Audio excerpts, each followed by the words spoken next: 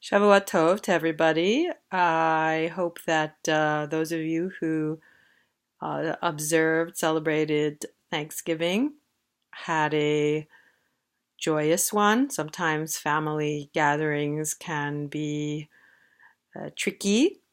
That's the right word to say it, and yet family can be so important, especially at this time of year in the northern hemisphere. We need to gather together and have meals and drink warm foods and other drink warm beverages and so on and so forth to get us through the short days and long nights. And we've got Hanukkah coming up very soon, not a surprise. I've been reading your discussion board posts and seeing that people have a vast array of ideas, responses, feelings, thoughts around the subject of women's prayer and praying, and also how this entire stream of Jewish praying, which really was primarily in the Ashkenazi world, although honestly, I haven't researched about or studied or even learned about Mizrahi women and their forms of prayer and praying. So something to really consider. For this our subject, there were a couple of objectives that I have in putting forth this topic. One is that we have to keep in mind that the Siddur really was primarily intended for men and created exclusively by men. And so the voice, the influence of women's experiences of God, of women's experiences of liturgy, are not really present in the normative or dominant construction of Jewish prayer. Now, that doesn't mean that women didn't also appreciate, value, embrace in the past normative forms of prayer.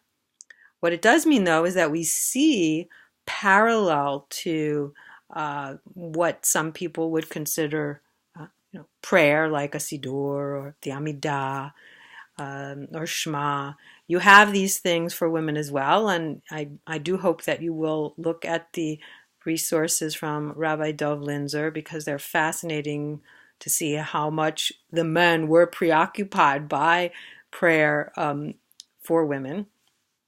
That this other stream, though, over time developed, and we only have a little piece of that because we don't really know what women were actually doing with regard to praying for the most part anyway,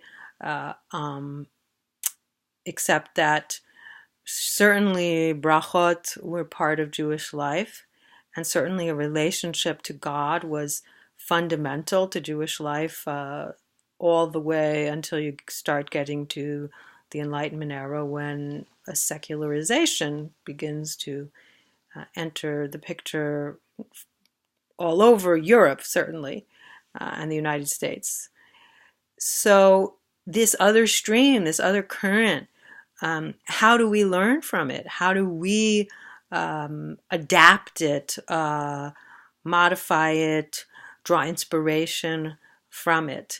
That's why I pointed you also to the ritualwell.org site, because I think that the spirit of that site really is related to connecting prayer very much also to our daily experiences.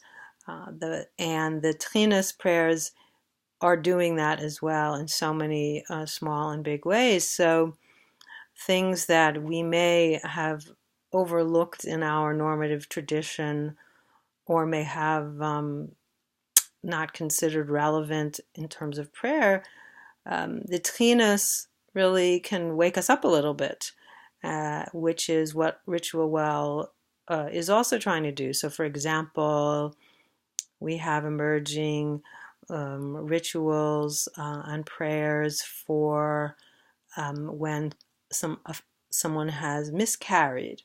What about prayers on a young man's first shave? All of these kinds of matters that we can infuse with a sense of holiness and through prayer. So I look forward to reading more of your comments. I've also posted a 10-minute Prezi video by somebody online around a very important Polish Jewish woman from the earlier part of the 20th century who pioneered Jewish education for women, and I'd really encourage you to watch it. So I'm wishing everybody a good week, and we'll see you soon for our next session.